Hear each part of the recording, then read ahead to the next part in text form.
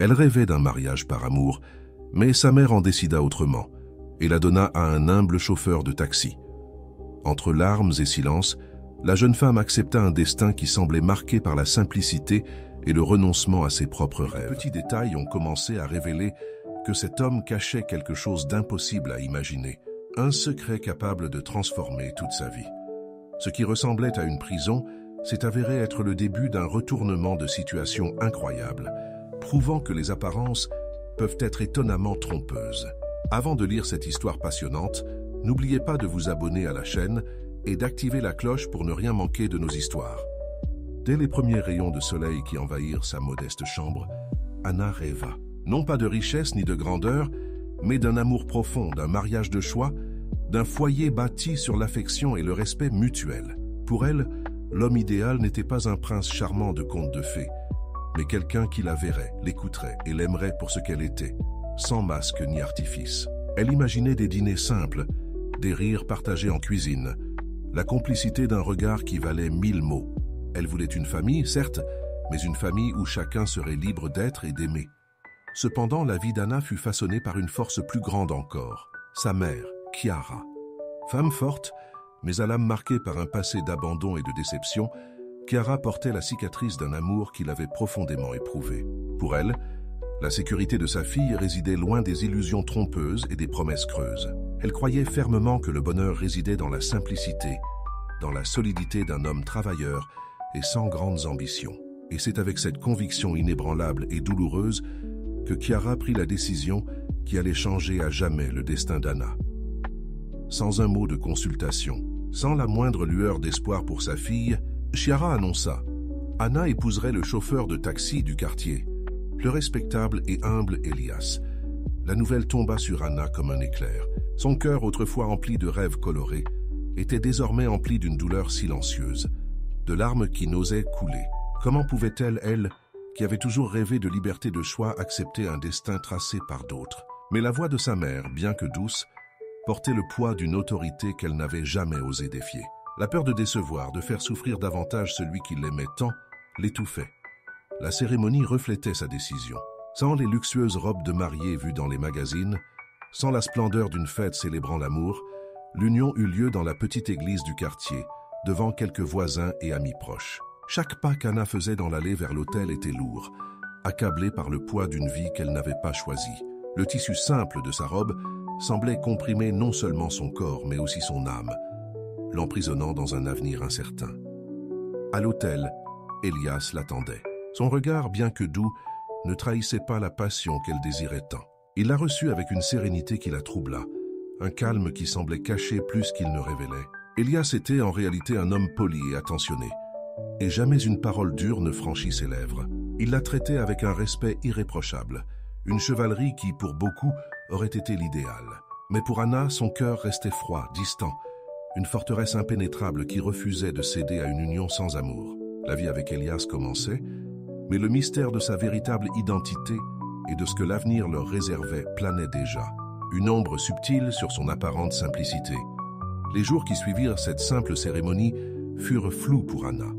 La modeste demeure qu'elle partageait désormais avec Elias ressemblait au décor d'une pièce de théâtre où elle serait contrainte de jouer. Lui, de son côté, conservait la même sérénité et le même respect.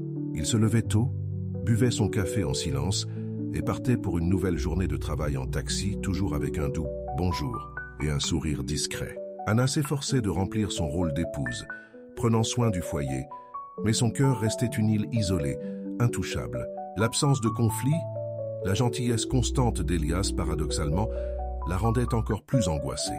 Il n'y avait pas de place pour la colère, pour le combat qui pourrait peut-être la libérer de cette prison émotionnelle. Mais au fil des semaines, une étrange mélodie s'installa dans la routine du couple. Elias, l'humble chauffeur de taxi, fit preuve d'un savoir qui trahissait sa profession.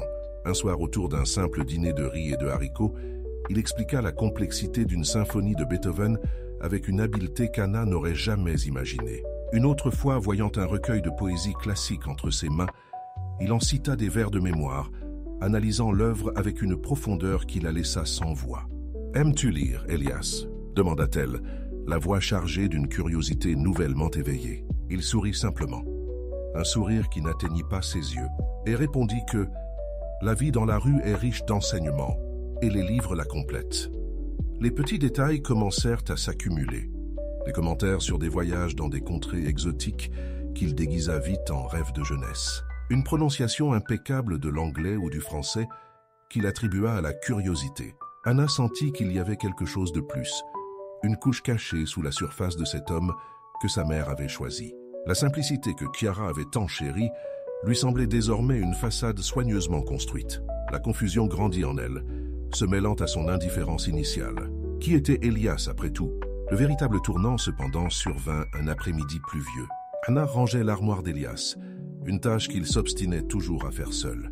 Alors qu'elle déplaçait une pile de chemises, ses doigts touchèrent quelque chose de dur et de froid au fond d'un tiroir. C'était un petit coffret en velours. Le cœur battant, elle l'ouvrit.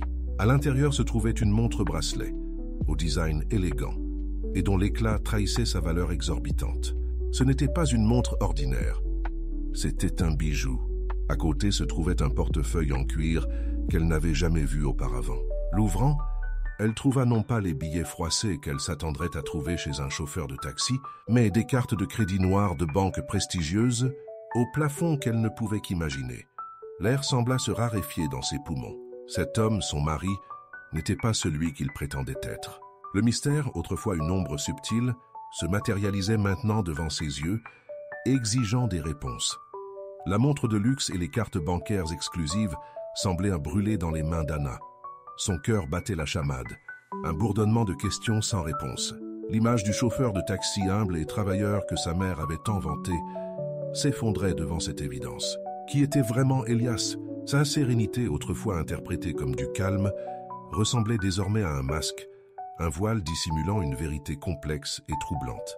Elle referma la boîte, rangea son portefeuille et tenta de réorganiser son armoire. Mais ses mains tremblaient et son esprit était pris dans un tourbillon de pensées. Quand Elias rentra chez lui ce soir-là, l'odeur d'essence et la fatigue sur son visage lui semblèrent encore plus contradictoires avec ce qu'elle avait découvert. Il la salua de son habituel « Bonne nuit, Anna », et lui déposa un chaste baiser sur le front. Elle s'efforça de se comporter normalement, mais la tension était palpable. Pendant le dîner, le silence, qui n'avait été jusque-là qu'une absence de parole, était désormais chargé d'un poids invisible. Anna ne pouvait le quitter des yeux, cherchant le moindre indice susceptible de percer l'énigme. Après le dîner, tandis qu'il lisait le journal, elle rassembla tout son courage. « Elias », commença-t-elle d'une voix légèrement tremblante, « il faut qu'on parle. » Il baissa le journal, son regard croisant le sien avec autant de calme que d'habitude. « Il s'est passé quelque chose, Anna ?» demanda-t-il, sans la moindre surprise apparente. Elle prit une grande inspiration, tenant la boîte en velours et le portefeuille qu'elle avait trouvé. « Je rangeais le placard aujourd'hui, » dit-elle en lui tendant les objets. « Otis, et j'ai trouvé ça. » Elias regarda les objets qu'il tenait, puis Anna. Il n'y avait aucune panique dans ses yeux, aucune culpabilité, juste un profond silence. Il prit la montre et les cartes, les examina un instant, puis les remit dans la boîte. « Je vois, » dit-il d'une voix basse mais ferme, « tu as des questions. » Anna hocha la tête, les larmes aux yeux. « Qui es-tu, Elias? Pourquoi m'as-tu caché ça? À nous ?» Il l'invita à s'asseoir à côté de lui sur le canapé. « Anna, je sais que c'est déroutant pour toi, et je suis désolé de ne pas avoir été totalement honnête dès le début. » Il marqua une pause, comme s'il pesait chaque mot. « Je ne peux pas tout te dire maintenant. Mais je te demande une chose. Fais-moi confiance. Je sais que c'est dur, surtout après ce que tu as découvert, mais je te promets qu'il n'y a rien de mal. Rien qui puisse te faire du mal. Je te demande juste de me faire confiance pour l'instant. » La réponse d'Elias, bien que sincère, ne satisfit pas Anna. Faire confiance? Comment pouvait-elle faire confiance à quelqu'un qui avait bâti sa vie sur le mensonge? Sa déception était profonde, mais sa curiosité encore plus grande. Elle voulait la vérité, et la promesse de confiance sans révélation complète ne faisait qu'intensifier le mystère. Elle le regarda dans les yeux, cherchant un apaisement, mais ne trouva que la même sérénité énigmatique. La conversation s'arrêta là, avec plus de questions que de réponses, et la certitude que la vie avec Elias était loin d'être ce qu'elle semblait être. La nuit qui suivit la confrontation fut longue et sans sommeil pour Anna.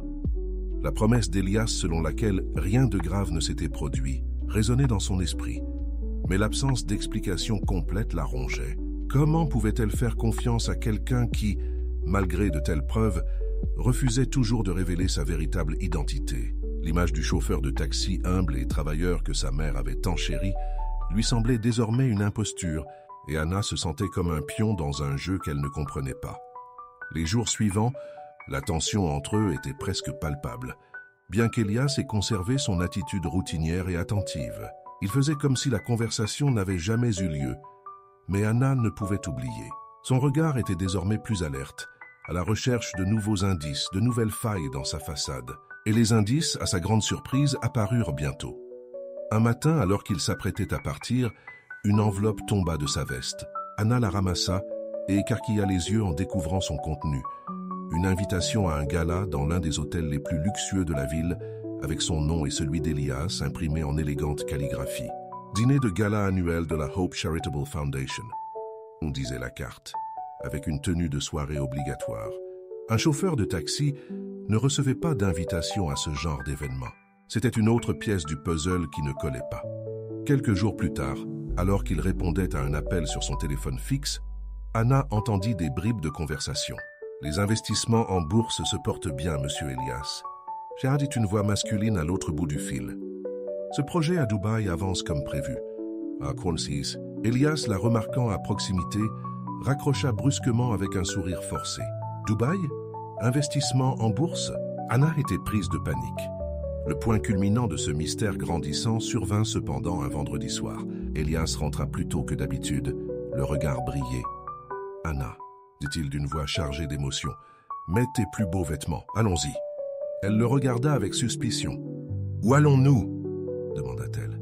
Il se contenta de sourire, un sourire qui, pour la première fois, semblait sincère et un brin malicieux. « C'est une surprise, mais je te promets que tu trouveras les réponses que tu cherches. » Le cœur battant, Anna choisit une robe simple mais élégante, la plus belle qu'elle possédait. À sa grande surprise, Elias ne portait pas son uniforme de chauffeur de taxi. Il portait un costume impeccablement coupé qui accentuait sa posture et le transformait en un homme complètement différent. Ils montèrent dans une voiture qui n'était pas un taxi, un véhicule de luxe qu'elle n'avait jamais vu auparavant. Le chauffeur, un homme en uniforme, leur ouvrit la portière en s'inclinant. La destination était une salle de réception éblouissante, ornée de lustres en cristal et d'un orchestre jouant de la musique classique. Des personnes élégamment vêtues s'y pressaient, flûte de champagne à la main. Dès qu'Elias entra, tous les regards se tournèrent vers lui. « Monsieur Elias !» s'exclama un homme aux cheveux gris, s'approchant avec un large sourire et lui tendant la main. « Quel plaisir de vous voir! Votre présence est toujours un honneur. » D'autres s'approchèrent, le saluant avec révérence, l'appelant « Monsieur » et « Docteur ». Anna, stupéfaite, sentit le sol se dérober sous ses pieds. Ce n'était pas le monde d'un chauffeur de taxi, c'était celui d'un homme de pouvoir, d'influence. Elle saisit le bras d'Elias, les yeux rivés sur le sien, exigeant sans un mot les réponses définitives qu'il lui avait promises. L'heure de vérité était arrivée. Le brouhaha de la salle, la musique de l'orchestre, les salutations respectueuses, tout cela semblait lointain à Anna. Son regard était fixé sur Elias, exigeant la vérité qu'il lui avait promise. Le masque de l'humble chauffeur de taxi avait glissé, révélant un homme complètement différent, traité avec déférence et respect par tous. La confusion qui l'envahissait se mêlait à une pointe de colère face à cette tromperie, mais aussi à une curiosité débordante. Elias remarqua l'urgence dans son regard. D'un geste doux, il la conduisit dans un coin plus intime de la pièce, à l'abri des regards indiscrets. « Anna !» commença-t-il d'une voix plus grave, dépouillée de sa légèreté habituelle. « Je sais que tu es sous le choc, et tu as parfaitement le droit de l'être. Le moment est venu pour moi de tout te dire. » Il marqua une pause, inspirant profondément comme s'il s'apprêtait à se libérer d'un poids qu'il portait depuis longtemps. « Je n'ai jamais été qu'un simple chauffeur de taxi, » avoua-t-il d'une voix ferme sans hésitation.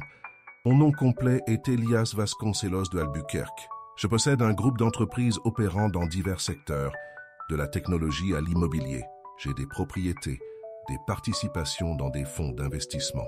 Bref, je suis un homme très riche. » Les mots tombèrent sur Anna comme des pierres, chacun détruisant l'image qu'elle avait de lui.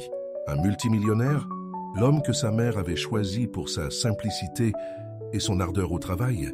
L'ironie était cruelle, mais pourquoi? parvint-elle à demander, la voix brisée. Pourquoi vivre cette mascarade? Pourquoi m'épouser sous ce mensonge?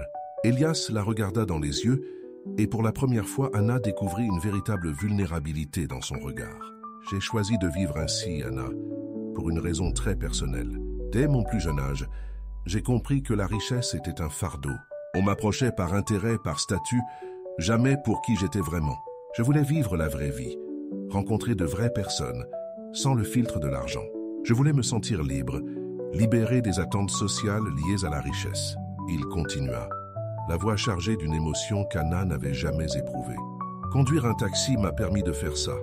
J'ai entendu des histoires, j'ai vu la vie de près sans être jugé par mon compte en banque. Et c'est comme ça que je t'ai rencontrée, Anna. Ta mère est venue me voir, m'a parlé de toi, de son désir de te voir en sécurité avec un homme simple. Et moi, sur un coup de tête que je ne peux expliquer, j'ai accepté. Je voulais voir s'il était possible d'être aimé pour ce que j'étais, et non pour ce que j'avais. Elias lui tenait les mains, les yeux fixés sur les siennes. Et puis, je suis tombé amoureux de toi, Anna. Je suis tombé amoureux parce que tu m'as traité comme un homme ordinaire, sans intérêt pour l'argent, sans la prétention que je voyais chez tant d'autres. Tu me voyais comme Elias, le chauffeur de taxi, et c'était tout ce que je désirais. Je sais que je t'ai trompé et je le regrette profondément. Mais je jure que mes sentiments pour toi sont les plus purs et les plus sincères. Je voulais que tu me connaisses avant de connaître mon destin. Anna était sous le choc. La révélation était bouleversante. L'homme qu'elle prenait pour un simple chauffeur de taxi était en réalité un magnate. Le mensonge était immense, mais l'aveu d'amour, la vulnérabilité dans son regard, la frappèrent de manière inattendue. Son esprit était un tourbillon d'émotions. Colère, surprise et une pointe d'angoisse qu'elle ne parvenait pas à identifier, quelque chose qui ressemblait à une étrange attirance pour cet homme complexe et mystérieux. Le monde tel qu'elle le connaissait avait basculé. Les paroles d'Elias résonnèrent dans l'esprit d'Anna, se mêlant au brouhaha de la salle et à la mélodie de l'orchestre. Multimillionnaire, amoureux. Sa confession la laissa perplexe, mêlée de colère face à la farce et d'une étrange fascination pour la complexité de cet homme. Elle le fixa du regard, tentant de déchiffrer la vérité dans son regard qui semblait désormais plus profond et plus sincère que jamais. « Tu es tombé amoureux de moi ?» répéta-t-elle d'une voix à peine plus forte qu'un murmure, essayant encore de comprendre l'ampleur de la révélation. « Mais comment? Tu me connaissais à peine, Elias, et moi, j'étais forcé de me marier. » Il lui serra les mains. « Je sais, Anna, et c'est le plus dur à expliquer. Je t'ai observé. J'ai vu ta douceur, ta résilience, la façon dont tu prenais soin de ta mère, malgré le poids de sa décision sur tes épaules. J'ai vu la tristesse dans tes yeux, mais aussi la force. Et oui, je suis tombé amoureux, non pas de ce que tu avais, mais de qui tu étais. Et je voulais te donner la chance de me connaître, de m'aimer sans l'ombre de mon argent. » L'explication d'Elias, bien que choquante, était d'une logique perverse. Il voulait être aimé pour lui-même, non pour sa fortune. Mais le chemin qu'il avait choisi pour y parvenir était tortueux, semé d'embûches. Anna sentit une boule se former dans sa gorge. L'idée qu'il l'observait, qu'il la connaissait plus qu'elle ne l'imaginait, était à la fois troublante et étrangement émouvante. « Et ma mère ?» demanda-t-elle d'une voix brisée. « Qu'est-ce que nous avons ça? Est-ce qu'elle sait tout ça ?» Elias hésita un instant. « Non, ta mère l'ignore. Elle m'a contacté par l'intermédiaire d'un contact du quartier pour me demander de l'aider à te trouver un partenaire. Je me suis présenté comme étant Elias, le chauffeur de taxi, et elle, soucieuse, a accepté l'idée. Je ne voulais pas l'impliquer dans ce tissu de mensonges, mais c'était le seul moyen de me rapprocher de toi sans que l'argent ne soit un problème. » La révélation concernant Chiara ajoutait une dimension supplémentaire à la complexité de la situation. Sa mère, en quête de sécurité pour sa fille, l'avait sans le savoir donné à un homme qui était à l'opposé de ce qu'elle avait idéalisé. L'ironie était presque insupportable. Anna ressentit un mélange d'émotions, la colère d'avoir été trompée, la douleur de ne pas avoir le choix, mais aussi une étrange compassion pour Elias, pour sa quête d'amour véritable. Elle regarda autour d'elle les gens qui l'accueillaient avec tant de respect, puis lui, l'homme qui s'était déguisé en chauffeur de taxi pour trouver la vérité. « Je ne sais pas quoi penser, Elias, » dit-elle finalement, la voix brisée. « Ma vie a basculé en une nuit. J'ai besoin de temps pour digérer tout ça. » Il hocha la tête avec compréhension. « Je comprends, Anna, et je te donnerai tout le temps nécessaire. mais je demande une chance de te prouver que, malgré la tromperie initiale, mes sentiments sont sincères. Une chance de te montrer l'homme que je suis, sans masque. Une invitation à danser, lancée par l'un des invités, interrompit la conversation. Elias, avec un sourire doux, déclina, prétextant qu'il avait besoin de parler à sa femme. Il la conduisit hors de la salle de bal et dans un jardin paisible, où la brise nocturne semblait apaiser la tempête qui la rongeait. La vérité avait été révélée, mais les conséquences, les choix qu'Anna allait devoir faire, restaient à venir. Leur amour, ou plutôt leur absence, allait être mis à rude épreuve d'une manière qu'elle n'aurait jamais imaginée. Le jardin nocturne, avec ses fleurs parfumées et la douce lumière des lanternes, offrait un refuge contre l'opulence de la salle, mais non contre le trouble qui régnait dans l'âme d'Anna. Les mots d'Elias, la confession de sa véritable identité et de ses sentiments, tournoyaient dans son esprit comme un manège infernal. Elle ressentait le poids d'un mensonge monumental, mais aussi l'étrange sincérité dans son regard lorsqu'il parlait d'amour. Ils marchèrent en silence quelques minutes, le son lointain de l'orchestre et le chant des grillons remplissant le vide qui les séparait. Anna essayait d'organiser ses pensées, de distinguer la colère de la curiosité, la douleur de l'angoisse de voir quelque chose de nouveau s'agiter dans son cœur. « Elias, dit-elle finalement, en s'arrêtant sous une pergola recouverte de jasmin. Je ne comprends pas. Comment as-tu pu faire ça? Comment as-tu pu nous tromper, ma mère et moi, aussi cruellement? » Sa voix était étranglée mais ferme. Il se tourna vers elle, son regard scrutant le sien dans la pénombre. « Je sais que ça paraît cruel, Anna, et je n'ai aucune excuse pour la façon dont tout a commencé. Je cherchais ce que l'argent ne pourrait jamais m'offrir, un amour pur et désintéressé. Je voulais être vu comme un homme, pas comme un compte en banque. Et quand ta mère m'a contacté, j'ai égoïstement saisi cette opportunité. Et à quoi t'attendais-tu? Demanda-t-elle d'une voix chargée d'ironie. Que je tombe amoureuse du chauffeur de taxi et que je découvre soudain qu'il est le prince charmant. Que je sois heureuse d'avoir été trompée. Elias soupira, la frustration visible sur son visage. Non, Anna, je ne m'attendais pas à ce que tu sois heureuse. J'espérais qu'avec le temps, tu apprendrais à me connaître, moi, l'homme derrière la façade. Que tu verrais que, malgré la tromperie, mes sentiments étaient sincères. Je voulais que tu sois libre de m'aimer ou non, sans la pression de ma fortune. La sincérité dans sa voix était indéniable, et Anna ressentit une pointe de confusion. Il ne ressemblait pas à un méchant, mais à un homme complexe, peut-être même naïf dans sa quête du véritable amour. La colère commença à laisser place à une douloureuse compréhension. Il s'était mis dans une situation difficile, et elle aussi. « Et maintenant ?» demanda-t-elle d'une voix plus douce. « Que va-t-il se passer, Elias? Ma vie a complètement changé en une nuit. Je ne suis plus la même Anna qui a épousé un chauffeur de taxi. » Il s'avança et lui prit à nouveau les mains. « Maintenant, Anna, tu as le choix. Tu peux me détester, me quitter, et je comprendrai. Ou tu peux me donner une chance de construire quelque chose de vrai, à partir de maintenant. Je te promets qu'il n'y aura plus jamais de secret entre nous. Je te donnerai toutes les réponses dont tu as besoin. Et je te montrerai le monde dans lequel je vis, si tu veux. » Le regard d'Anna parcourut le visage d'Elias. Cet homme, qu'elle avait qualifié de simple, était en réalité une énigme fascinante. L'idée d'une vie de luxe, de voyages et de culture qui lui semblait jusque-là un rêve lointain, était désormais à sa portée. Mais l'enjeu n'était pas l'argent, c'était la confiance, c'était l'amour. Elle se souvenait des petits gestes d'affection, de la gentillesse constante, de la connaissance inattendue dont il faisait preuve. Il l'avait traitée avec respect, même quand elle le traitait avec indifférence. Cet Elias, l'homme qu'elle connaissait du quotidien de la maison, était réel, simplement incomplet. Anna ferma les yeux un instant, respirant le parfum du jasmin. La décision lui appartenait. Elle pouvait s'accrocher à sa douleur et à sa déception, ou risquer d'explorer une nouvelle voie, avec un homme qui, malgré ses secrets, semblait sincèrement amoureux. Le silence du jardin semblait attendre sa réponse. La vie, qui semblait jusque-là un destin tout tracé, s'ouvrait désormais sur un champ de possibilités. Le parfum du jasmin dans le jardin nocturne sembla intensifier la gravité du moment. Anna garda les yeux fermés un instant, méditant sur le tourbillon d'émotions qui l'envahissait. La colère suscitée par le mensonge était réelle, le sentiment d'avoir été manipulée indéniable. Mais sous tout cela se cachait une vérité dérangeante.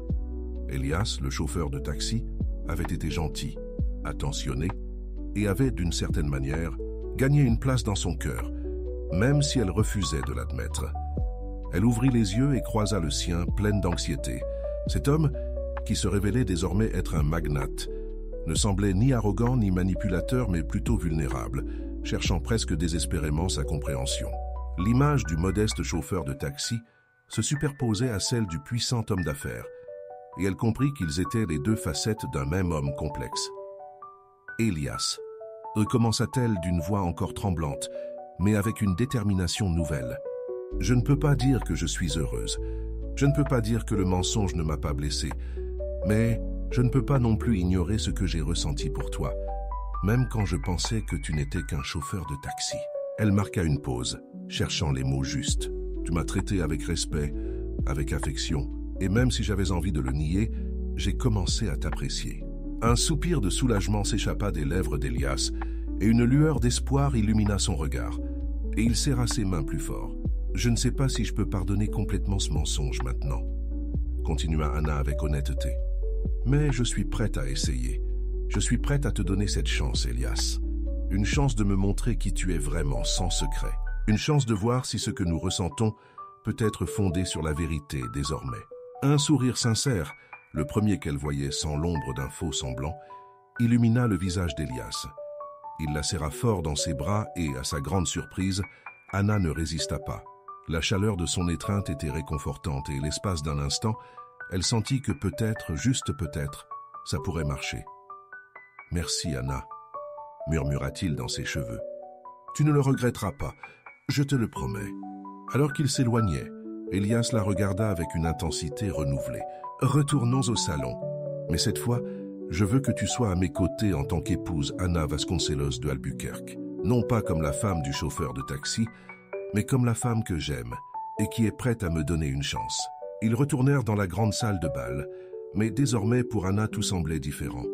Les regards curieux, les salutations respectueuses, l'opulence du décor, tout prenait sens. Elle n'était plus la jeune femme contrainte à un mariage arrangé avec un homme simple. Elle était l'épouse d'Elias Vasconcelos de Albuquerque, un homme puissant et influent, qui était tombé amoureux d'elle dans des circonstances des plus improbables. La nuit continua et Elias, avec un calme surprenant, commença à la présenter à quelques personnes, non pas comme la femme du chauffeur de taxi, mais comme sa compagne. Il parla de son entreprise, de ses projets, et Anna écouta, absorbant chaque nouvelle information, chaque pièce du puzzle qui se mettait en place. Son monde s'était élargi de façon inimaginable, et bien que le chemin à parcourir fût incertain et semé d'embûches, une nouvelle porte s'était ouverte. Le voyage d'Anna ne faisait que commencer, et elle savait qu'elle aurait besoin de toute sa force et de toute son intelligence pour affronter cette nouvelle réalité. La soirée de gala se prolongea, qu'Anna, aux côtés d'Elias, commença à s'habituer à la nouvelle réalité. Chaque présentation, chaque sourire forcé qu'elle lui adressait était un pas dans un monde qui lui était jusque-là totalement étranger. Elias, quant à lui, semblait à l'aise, la présentant avec une fierté discrète mais palpable. Il parla de ses projets, de ses visions d'avenir, et Anna, attentive, remarqua l'admiration dans les yeux de ceux qui l'entouraient. Peu à peu, l'image du chauffeur de taxi s'estompa, remplacée par celle de l'homme d'affaires avisé et respecté. Elle observa sa façon d'interagir, l'assurance de ses paroles, l'autorité de son attitude. C'était un Elias qu'elle n'avait jamais rencontré, et la découverte était à la fois fascinante et un peu effrayante. Cet homme avait des profondeurs qu'elle commençait à peine à sonder. Pourtant, Anna ne parvenait pas à se défaire complètement de cette mascarade. À chaque nouvelle information sur la fortune d'Elias, l'empire qu'il avait bâti, une pointe de ressentiment la transperçait. Comment avait-il pu cacher tout cela? Comment avait-il pu la laisser, elle et sa mère, vivre dans l'ignorance alors qu'il jouissait d'une vie privilégiée? La promesse d'une chance flottait dans l'air, mais la confiance n'était encore qu'une graine fragile, fraîchement plantée dans un sol rocailleux. Lorsque la fête commença enfin à se vider, Elias la conduisit hors de la salle de bal et vers une voiture de luxe qui les attendait. Ce n'était pas le vieux taxi habituel, mais un véhicule élégant dont le chauffeur en uniforme leur ouvrit la portière. Anna sentit un frisson la traverser en entrant, le cuir souple et le silence de l'intérieur contrastant fortement avec le bruit des trajets en taxi. Pendant le trajet, Elias rompit le silence. « Je sais que ça fait beaucoup d'informations pour une seule nuit, Anna. et je ne m'attends pas à ce que tu les assimiles d'un coup, mais sache que je suis là pour répondre à toutes tes questions, aussi difficiles soient-elles. Elle le regarda, le lampadaire illuminant son profil. « J'ai tellement de questions, Elias, tellement. Surtout, sur ta façon de vivre, sur ce que tu fais, sur nous. » Il hocha la tête, lui prit la main et l'embrassa doucement. « Je sais, et je suis prêt à tout te dire. Mais s'il te plaît, accorde-moi un peu de crédit. Je ne suis pas un méchant, Anna. J'ai fait une erreur, certes, mais je n'avais jamais l'intention de te faire du mal. » Quand la voiture s'arrêta devant une imposante demeure, avec ses jardins impeccables et sa façade lumineuse qui semblait briller au clair de lune, ce n'était pas la simple maison qu'elle avait imaginée, mais un palais. Anna sentit un pincement au cœur. Ce serait sa nouvelle maison, sa nouvelle vie. En entrant, ils furent accueillis par une gouvernante discrète qui s'inclina. La maison était vaste, avec des pièces décorées avec raffinement, des œuvres d'art aux murs et une atmosphère de luxe à couper le souffle. Elias la conduisit dans un couloir et lui ouvrit la porte d'une pièce plus grande que son ancien appartement. « C'est notre chambre, Anna, » dit-il d'une voix douce. « Je sais que c'est un changement radical, mais j'espère que tu te sentiras bien ici. Demain, on pourra discuter calmement et je te montrerai tout ce que tu veux voir. » Anna regarda autour d'elle. Le lit king size, les meubles anciens, la vue sur le jardin. C'était un monde de contes de fées, mais un conte de fées qui avait commencé par un mensonge. Elle ressentit la lassitude de la nuit et le poids des révélations. « J'ai besoin de temps, Elias, » dit-elle d'une voix à peine plus forte qu'un murmure, « pour digérer tout ça, pour comprendre ce qui s'est passé et ce qui va se passer. » « Oui, miss. » Il hocha la tête avec compréhension. « Bien sûr, je comprends. Je serai dans mon bureau si vous avez besoin de moi. Mais sachez que je suis là et que je ferai tout mon possible pour regagner votre confiance. » Elias partit, la laissant seule dans cette immense pièce. Anna s'assit au bord du lit, sentant la douceur du matelas. Le silence du manoir était presque assourdissant et elle se sentait petite et perdue au milieu d'un tel luxe. La vie qu'elle connaissait avait disparu, laissant place à une vie nouvelle, inconnue et complexe. Comprendre Elias et elle-même dans ce nouveau contexte serait long et incertain. Le silence de l'immense pièce était presque palpable et Anna se sentait comme une intruse dans sa propre demeure. La douceur du matelas sous ses mains, le subtil parfum des fleurs fraîches qui flottaient du jardin, la faible lumière filtrant à travers les lourds rideaux, tout cela lui rappelait constamment la vie qu'elle avait laissée derrière elle et celle qui s'ouvrait désormais à elle. Le manoir, d'une beauté imposante, ressemblait à une cage dorée. Et elle, oiseau fraîchement arrivé, était encore effrayée et désorientée. Elle se leva et se dirigea vers la fenêtre, contemplant le jardin éclairé par la lune. La brise nocturne agitait les feuilles, créant des ombres dansantes qui semblaient murmurer des secrets. L'image d'Elias, le chauffeur de taxi, était encore vive dans son esprit, se mêlant à celle du puissant homme d'affaires qu'elle venait de rencontrer. Il était difficile de concilier les deux personnages, d'accepter que l'homme qui l'avait ramenée chez elle dans un vieux taxi soit le même qui la conduisait maintenant dans un palais. La colère face au mensonge bouillonnait encore, mais elle était mêlée à une curiosité incontrôlable. Qui était vraiment Elias Vasconcelos de Albuquerque? Qu'est-ce qui l'avait poussé à monter un canular aussi élaboré? Et surtout, qu'attendait-il d'elle maintenant? Anna sentit une boule se nouer en pensant à sa mère. Chiara, par sa simplicité et son inquiétude, avait été un pion involontaire dans ce jeu de duperie. Comment réagirait-elle si elle apprenait la vérité? L'idée de devoir tout expliquer à sa mère, de lire la surprise et peut-être la déception dans ses yeux, était presque insupportable. Elle se détourna du miroir et vit son reflet. La femme qui la regardait avait changé. Son regard, autrefois empli de résignation, exprimait désormais un mélange de confusion, de douleur et une pointe de défi. Ce mariage qui aurait dû être un fardeau était devenu une porte ouverte sur un monde dont elle n'avait jamais rêvé. Avec un profond soupir, Anna décida qu'elle ne pouvait rester là, paralysée par l'incertitude. Elle avait besoin de réponses et elle devait venir d'Elias. La promesse d'une chance de construire quelque chose de réel résonnait dans son esprit.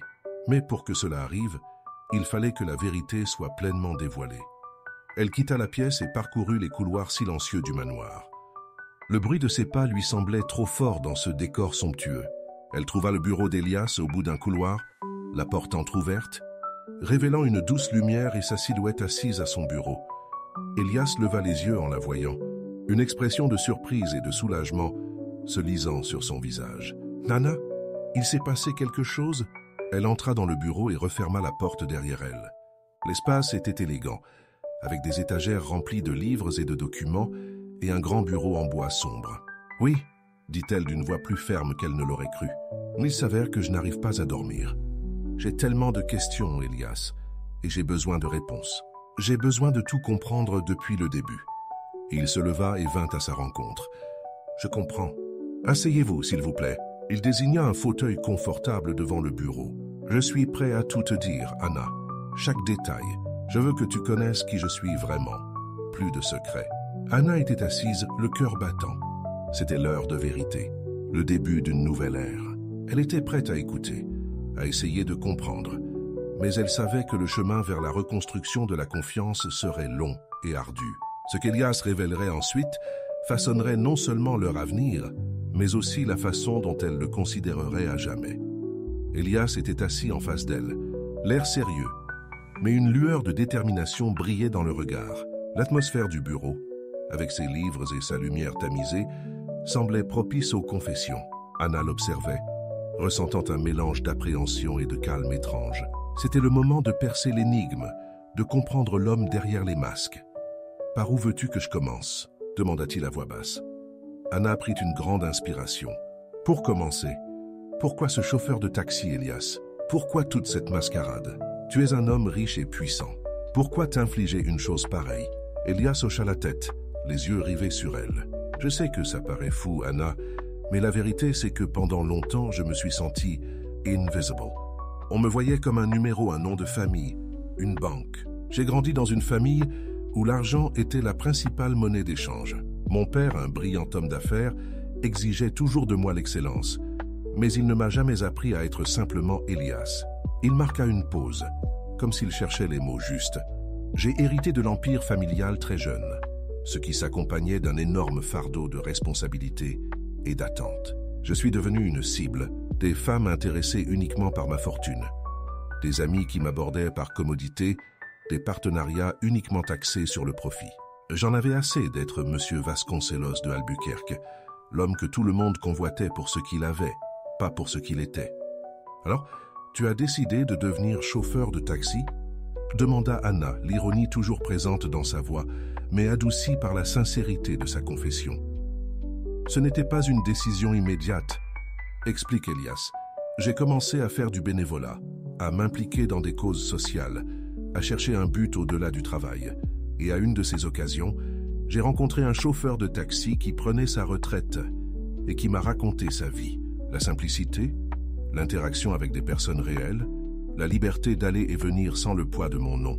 Tout cela m'a fasciné. Je lui ai acheté le taxi avec l'idée de changer de vie pendant un temps.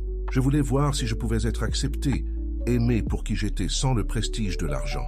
C'est à cette époque que sa mère m'a approché et m'a proposé un mariage arrangé. » Anna frissonna. « Ma mère, elle ne savait pas, n'est-ce pas? Elle pensait vraiment que tu étais chauffeur de taxi. »« Non, elle l'ignorait, » confirma Elias, la voix lourde de culpabilité. J'ai continué à jouer la comédie avec elle aussi.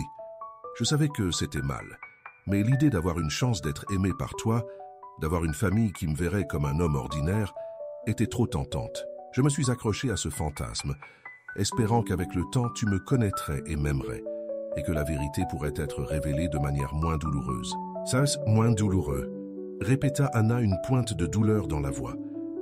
Elias, tu m'as fait croire que j'épousais un homme simple pour sauver ma famille de la ruine. Tu m'as fait culpabiliser de ne pas t'aimer tout de suite, de ne pas m'être adapté à cette vie. Et maintenant, je découvre que tout cela n'était qu'une mise en scène. Je sais, Anna, et je regrette profondément chaque instant où je t'ai fait souffrir ou perturber, dit-il, les larmes aux yeux. Je n'ai pas pensé aux conséquences émotionnelles pour toi. J'étais tellement absorbé par ma quête d'authenticité que je n'ai pas vu l'impact sur ta vie. Mais je te jure que chaque jour qui passait, mes sentiments pour toi devenaient de plus en plus réels. Cette mascarade est devenue intenable, car je ne supportais plus de te tromper. Le silence emplit à nouveau le bureau, lourd de révélations. Anna assimila ses paroles. L'histoire d'un homme qui, malgré toute sa richesse, recherchait quelque chose d'aussi fondamental que l'acceptation et le véritable amour. Elle ressentait encore la douleur de la trahison Mais l'explication d'Elias, aussi égoïste fût-elle, semblait sincère. « Et ma mère » demanda-t-elle d'une voix plus douce. « Comment allons-nous lui annoncer la nouvelle? Elle sera choquée. » Elias lui tendit la main pour la réconforter. « On va lui dire ensemble, Anna. Et j'en assumerai l'entière responsabilité. Je lui expliquerai pourquoi. Et je ferai tout mon possible pour qu'elle comprenne et nous pardonne. Je ne veux pas qu'elle ait l'impression d'avoir été utilisée. » Anna regarda la main tendue d'Elias. Cet homme, avec toute sa complexité et ses défauts, était là, nu dans ses confessions. La vérité, aussi douloureuse fût-elle, était un soulagement. À partir de cet instant, ils allèrent devoir construire de nouvelles fondations, brique par brique, sur les décombres du mensonge. Le chemin serait long, mais pour la première fois, Anna ressentit un faible espoir que l'amour puisse peut-être éclore même dans un jardin aussi singulier. La main d'Elias resta tendue, et Anna, après un bref instant d'hésitation, la prit. Le contact était ferme et chaleureux, contrastant avec la froideur des révélations. Ce simple geste semblait sceller un pacte, un engagement à essayer, à reconstruire. L'office, autrefois lieu de confession, devenait désormais le point de départ d'un avenir incertain, mais peut-être plus honnête. « Je ne sais pas si je pourrais tout pardonner d'un coup, Elias, dit-elle, la voix encore chargée d'émotion, mais je suis prête à essayer. Pour nous, et pour tout ce que j'ai ressenti pour toi, même quand je te croyais différent. » Un sourire soulagé, presque un soupir, s'échappa des lèvres d'Elias. Il lui serra affectueusement la main. « C'est tout ce que je te demande, Anna. Une seule chance. Et je te promets de tout faire pour mériter ta confiance, chaque jour. » La conversation se prolongea jusqu'au petit matin. Elias partagea des détails sur sa vie, les défis de la gestion d'un empire, ainsi que les pressions et la solitude qui l'accompagnaient. Anna écoutait attentivement, posant des questions, essayant de saisir l'immensité de son univers. Elle découvrit qu'Elias était un homme visionnaire, doté d'un sens aigu des responsabilités sociales, qui investissait dans des projets durables et soutenait plusieurs associations caritatives. L'humble chauffeur de taxi et le puissant magnate commencèrent à se fondre dans une figure plus complexe et, par certains côtés, plus humaine. Alors que le soleil commençait à se lever à l'horizon, teintant le ciel de nuances roses et oranges, Anna sentit l'épuisement gagner son corps et son esprit. Elias la raccompagna dans sa chambre, et cette fois la distance n'était plus de mise. Il la serra dans ses bras, une étreinte douce et protectrice, et elle se laissa aller à se détendre dans ses bras. « Repose-toi, Anna, » murmura-t-il. « Demain sera un nouveau jour, et nous l'affronterons tous ensemble. » Elle s'endormit dans ses bras d'un sommeil agité, mais plus paisible qu'elle ne l'avait imaginé. À son réveil, la lumière du soleil inonda la pièce, révélant la beauté de détails qu'elle n'avait pas remarqués la veille. Elias n'était plus à ses côtés, mais un mot était posé sur la table de chevet. « Bonjour, ma femme. Le petit déjeuner est servi. Je t'attends. » Anna se leva ressentant une énergie nouvelle. Le manoir était toujours un labyrinthe, mais elle ne se sentait plus aussi perdue. Elle s'habilla, choisit une robe simple mais élégante et descendit emportée par l'odeur du café frais. Elias l'attendait dans la salle à manger, une table somptueusement dressée pour deux. Il se leva en la voyant, un sourire chaleureux aux lèvres. « Bonjour.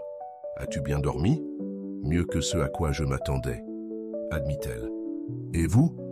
Pays open l'âme plus légère, répondit-il en lui indiquant la chaise.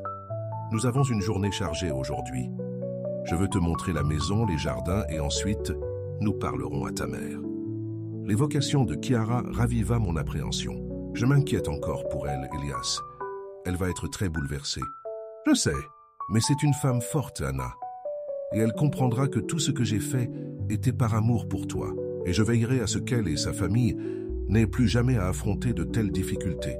Au petit déjeuner, Elias commença à parler de ses projets d'avenir. Il souhaitait qu'Anna se sente intégrée à tout, qu'elle participe aux décisions, qu'elle trouve sa place dans ce nouveau monde. Il lui parla de la possibilité de retourner à l'école, de s'impliquer dans des projets sociaux et de voyager. C'était une gamme d'opportunités qu'elle n'avait jamais imaginées. Après le petit déjeuner, Elias lui fit visiter le manoir. Elle y découvrit des bibliothèques, des salles de musique, un cinéma privé, une piscine intérieure et une salle de sport. Les jardins, vastes et bien entretenus, agrémentés de fontaines et de statues, étaient une véritable oasis de tranquillité. Anna se sentait comme Alice au pays des merveilles, chaque pièce lui révélant une nouvelle surprise. Cependant, sa grandeur ne l'empêchait pas de voir la tâche qui l'attendait. La conversation avec Chiara était le prochain obstacle majeur. Anna savait que la sincérité d'Elias serait cruciale et que la réaction de sa mère façonnerait les prochaines étapes de sa nouvelle vie. Le chemin de l'acceptation et du pardon ne faisait que commencer, et elle était déterminée à l'affronter, aux côtés de l'homme qui, malgré tous ses mensonges, avait conquis son cœur. L'après-midi arriva chargé d'une tension silencieuse. Elias et Anna se rendaient chez Chiara, dans la même voiture de luxe qui les avait conduits au manoir. Anna sentit son cœur se serrer, un mélange de nervosité et d'espoir. Elle regarda Elias, qui conduisait avec un calme apparent, mais elle sentait la tension dans ses épaules. « Ça va » demanda-t-elle, brisant le silence. Elias lui jeta un rapide coup d'œil, un léger sourire aux lèvres. « C'est vrai, mais j'avoue que je suis un peu inquiet. Ta mère est une femme de principe, et je sais que je l'ai blessée. Elle sera en colère, Elias, très en colère, prévint Anna, mais elle est aussi juste, et elle pense que tu es un homme bien, malgré tout. » Il hocha la tête, les yeux fixés sur la route. « Je l'espère. Je ferai tout ce qu'il faudra pour qu'elle comprenne et me pardonne. » En arrivant dans la rue familière, Anna ressentit une pointe de nostalgie. La maison simple, les enfants qui jouaient dans la rue, l'odeur des plats maison qui s'échappaient des fenêtres ouvertes. Tout semblait un lointain écho de sa vie d'avant. Le contraste avec la maison d'Elias était saisissant, et elle se demandait comment sa mère réagirait à cette nouvelle réalité. Chiara était sur le porche, arrosant ses plantes, lorsque la voiture s'est arrêtée. Ses yeux s'écarquillèrent en voyant le véhicule de luxe. Puis elle reconnut Anna et Elias qui en sortaient. Un mélange de surprise et de confusion se lisait sur son visage. « Anna ? Elias, qu'est-ce que c'est » demanda-t-elle, la voix brisée, l'arrosoir lui tombant des mains. Anna courut serrer sa mère dans ses bras, sentant la chaleur familière de son corps. « Maman, il faut qu'on parle. » C'est une longue histoire. Elias s'approcha, l'air sérieux et respectueux. « Chiara, je m'excuse d'être venu comme ça. Et je m'excuse pour tout ce que tu vas entendre. J'ai commis une grave erreur et je dois m'expliquer. » Chiara, encore hébétée, les conduisit à l'intérieur. Le petit appartement semblait encore plus petit avec la présence imposante d'Elias. Ils étaient assis dans le salon, Anna tenant la main de sa mère, qui semblait avoir vieilli de plusieurs années en quelques minutes. Elias prit la parole, d'une voix calme et posée, racontant toute l'histoire depuis le début. Il expliqua sa quête d'authenticité, sa décision de se faire passer pour un chauffeur de taxi, sa rencontre avec Chiara et sa demande en mariage. Il n'omettait aucun détail, ni ne cherchait à minimiser la gravité de ses actes. Il parla de la solitude, des pressions de sa vie et de son désir d'être aimé pour ce qu'il était vraiment. Chiara écoutait en silence, les yeux fixés sur Elias, son expression oscillant entre la stupeur, l'incrédulité et finalement une profonde tristesse. Des larmes commencèrent à couler sur son visage, et Anna la serra fort dans ses bras. Alors tout ça n'était qu'un mensonge, finit par dire Chiara, la voix brisée. Tu m'as trompé, Elias. Tu as trompé ma fille. Je t'avais confiance. Je sais, Chiara, et je n'ai pas de mots pour exprimer à quel point je le regrette, répondit Elias, la voix étranglée par l'émotion. Je ne voulais pas te blesser, ni toi ni Anna. Je me suis accroché à une idée, à un fantasme, sans penser aux conséquences. Mais je jure que mes sentiments pour Anna sont sincères, et je veux me racheter. Je veux prendre soin de toi, je veux être le mari qu'elle mérite et le gendre que tu mérites. Il s'agenouilla devant Chiara, un geste qui surprit. Anna, Chiara, je te demande pardon. Je sais que c'est difficile, mais je te promets de tout faire pour regagner ta confiance. Et je veux que tu saches que ta vie et celle de ta famille ne seront plus jamais les mêmes. Je veux que tu aies tout ce dont tu as toujours rêvé, sans souci, sans difficulté. Chiara regarda Elias, agenouillé devant elle, les yeux remplis de larmes. La sincérité sur son visage était indéniable. Elle jeta un coup d'œil à Anna, qui hocha la tête, confirmant la véracité des sentiments d'Elias. Un long silence plana tandis que Chiara digère la situation. La colère était toujours là, mais la vue d'Elias, un homme puissant, agenouillé et implorant pardon, commença à adoucir son cœur. Elle avait toujours valorisé l'honnêteté, mais aussi l'humilité et le repentir. « Lève-toi, Elias », dit-elle d'une voix encore faible, mais avec un ton autoritaire. « Je ne sais pas si je pourrais tout pardonner d'un coup, mais je vois que tu es désolé, et je vois l'amour que ma fille te porte. Pour elle, je suis prête à t'écouter, mais ne crois pas que ce sera facile. » Elias se leva, le soulagement visible sur son visage. « Ah, merci, Chiara. Merci infiniment. Je te promets de ne pas te décevoir. » Anna serra de nouveau sa mère dans ses bras, sentant un poids s'alléger de ses épaules. La première étape, la plus difficile, avait été franchie. Le chemin vers la réconciliation serait long, mais la porte de la vérité s'était ouverte, et l'espoir d'un avenir plus honnête et plus heureux commençait à briller. La conversation avec Chiara dura des heures. Elias, avec patience et humilité, répondit à toutes les questions de sa belle-mère, qui, bien que toujours sous le choc, manifestait une curiosité croissante face à cette nouvelle réalité. Il expliqua comment l'argent servirait à assurer le bien-être de la famille, proposant de rembourser toutes les dettes, de rénover la maison et même d'offrir une vie plus confortable aux frères et sœurs d'Anna. Chiara, bien que réticente à accepter la splendeur de l'offre, ne pouvait nier la sincérité de ses paroles. Anna, de son côté, tenta de calmer sa mère, renforçant la vérité des sentiments d'Elias et sa volonté de construire un avenir avec lui. Elle savait qu'il faudrait du temps pour rétablir pleinement la confiance, mais le soulagement de voir la vérité révélée était immense.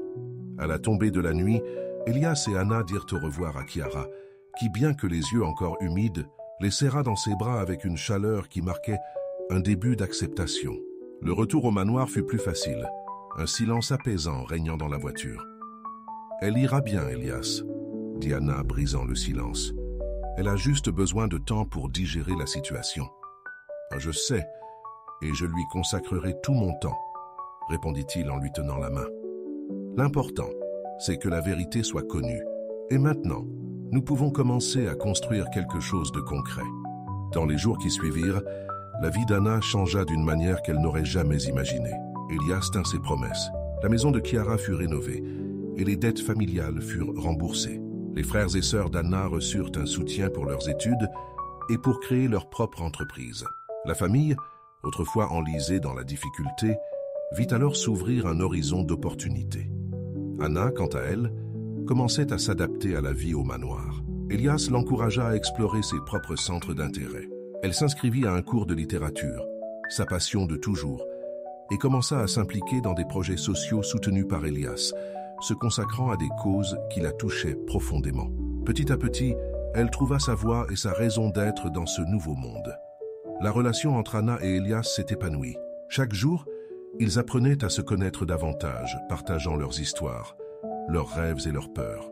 Leurs conversations nocturnes au bureau sont devenues un rituel, un espace sûr d'intimité et de complicité. Elias s'est révélé être un homme attentionné et affectueux, et surtout un partenaire qui la soutenait en toutes circonstances. Il y eut encore des moments de doute, d'insécurité, surtout lorsqu'Anna se souvint de la farce initiale. Mais Elias, avec sa patience et son dévouement, travailla sans relâche pour rétablir la confiance. Il l'emmena rencontrer ses amis et collègues, la présentant fièrement comme son épouse. Il l'incluait dans chaque décision, valorisant son opinion et son intelligence. Un jour, alors qu'il se promenait dans les jardins du manoir, Anna s'arrêta devant un parterre de roses rouges. Elle se tourna vers Elias, un doux sourire aux lèvres. « Tu sais, Elias, » commença-t-elle, « je n'aurais jamais imaginé que ma vie tournerait ainsi.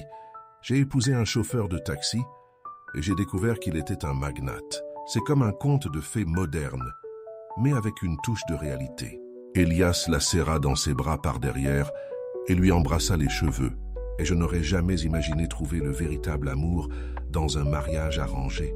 Tu m'as appris que la richesse ne réside pas dans l'argent, mais dans l'authenticité, la simplicité et l'amour. Et tu m'as appris que la vie est pleine de surprises et que l'amour peut surgir aux endroits les plus inattendus, répondit-elle en se tournant vers lui. Je te pardonne, Elias. Je te pardonne sincèrement. Et je t'aime. Ces mots, prononcés avec sincérité et émotion, scellèrent le pardon et l'amour qui s'étaient tissés entre eux. Elias l'embrassa, un baiser profond et passionné qui exprimait toute la gratitude et l'amour qu'il ressentait. La vie au manoir continuait, mais désormais sous un jour nouveau. Anna n'était plus une intruse, mais la maîtresse de maison, la compagne d'Elias, celle qui avait trouvé sa place dans un monde qui lui semblait jusque-là inaccessible.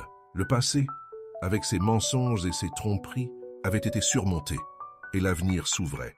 Prometteur et plein de possibilités, pour le magnate tombé amoureux d'une femme simple, comme pour celle qui avait trouvé l'amour dans un véritable conte de fées. Les mois se sont transformés en une année, et la vie d'Anna et d'Elias s'est figée dans une routine luxueuse, mais pleine d'affection et de sens. Anna s'est épanouie dans son nouvel environnement. Ses études de littérature lui ont ouvert les portes d'un monde de connaissances et d'expression, et elle s'est mise à écrire des nouvelles, explorant les complexités de la vie et de l'amour. Ses projets sociaux l'ont mise en contact avec la réalité de nombreuses personnes, et elle a trouvé une profonde satisfaction à utiliser sa nouvelle position pour faire changer les choses. Le manoir, autrefois symbole de la tromperie d'Elias, devint un foyer. Anna personnalisa certaines pièces, apportant une touche personnelle à ce vaste espace. Elle organisait des dîners avec les amis d'Elias, découvrant le monde des affaires et de la haute société, sans jamais perdre sa simplicité et son authenticité. Sa présence apportait une légèreté et une chaleur dont Elias ignorait l'absence. Chiara, quant à elle, s'adapta peu à peu à la nouvelle réalité. Les visites d'Anna et d'Elias se firent plus fréquentes, et la relation entre Elias et sa belle-mère passa de la méfiance au respect mutuel. Il l'invita à déjeuner au manoir, et elle, d'abord réticente, commença à apprécier la compagnie et la générosité de son gendre. La maison rénovée et la sécurité financière lui apportèrent une paix qu'elle n'avait pas ressentie depuis des années. Les frères et sœurs d'Anna s'épanouissaient également, et la famille se réunissait plus fréquemment pour célébrer les nouvelles opportunités. Un jour, lors d'un dîner intime au manoir, Elias remarqua Anna les yeux pétillants. Elle était radieuse, discutant avec animation d'un livre qu'elle lisait, qu'il ressentit une vague de gratitude et d'amour. « Anna, » dit-il, attirant son attention, « j'ai beaucoup réfléchi à notre avenir. » Elle le regarda avec curiosité. « Et toi, à quoi pensais-tu » Elias se leva et s'approcha d'elle en lui prenant les mains. « Je sais que notre mariage a commencé d'une manière inhabituelle, mais l'amour que nous avons construit est réel, plus réel que je ne l'aurais jamais imaginé, et je veux qu'il soit officiel, d'une manière qui le reflète. » Il s'agenouilla et sortit une petite boîte en velours de la poche de sa veste. Anna porta les mains à sa bouche, les yeux embués de larmes. « Anna, veux-tu m'épouser à nouveau ?» Cette fois, sans secret, sans mensonge, seulement avec la vérité et l'amour qui nous unit.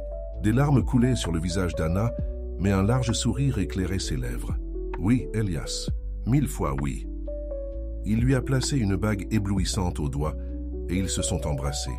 Une étreinte qui a scellé non seulement un nouvel engagement, mais aussi le dépassement d'un passé compliqué. La nouvelle de leur mariage fut accueillie avec joie par la famille et les amis. Elias et Anna décidèrent d'organiser une cérémonie intime, mais pleine de sens dans les jardins du manoir, en présence uniquement de leurs amis les plus proches. Chiara, le sourire aux lèvres, aida Anna à choisir sa robe, tandis que ses frères participèrent activement aux préparatifs.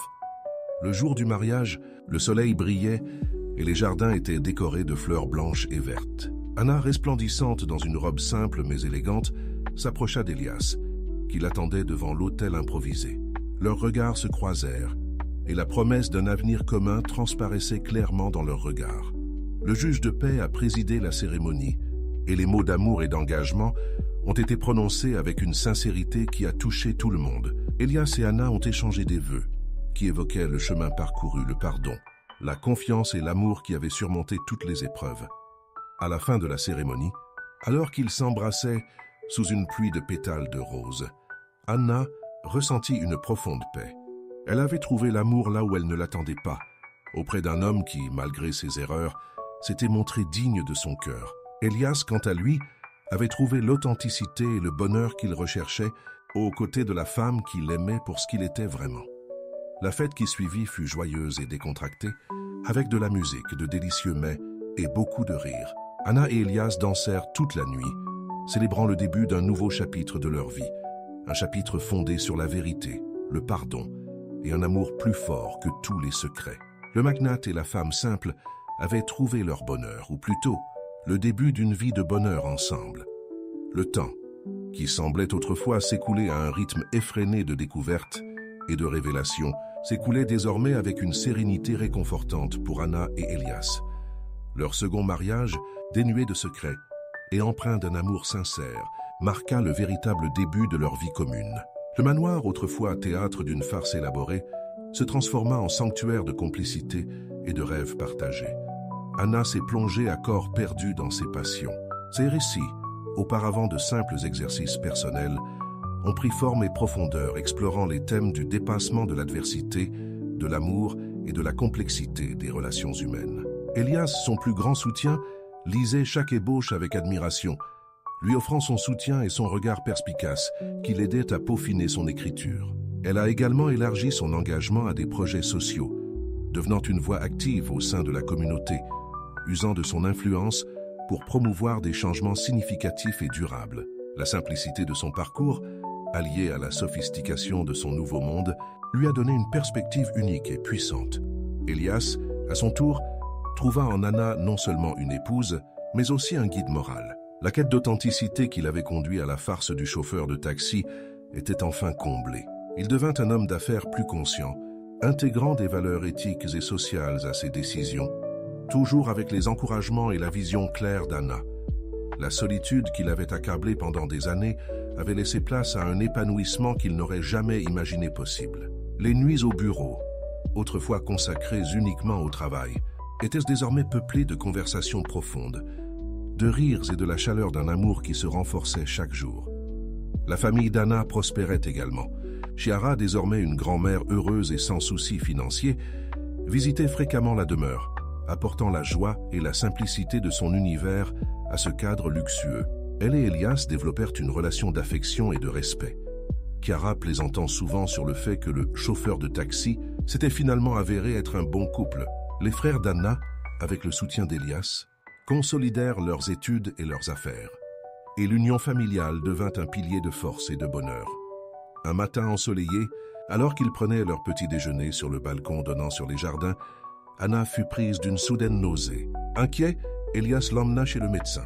La nouvelle emplit l'air d'une émotion indescriptible. « Félicitations, Anna, vous êtes enceinte. » Ça dit le médecin en souriant. Anna et Elias se regardèrent, les yeux remplis de joie et de surprise.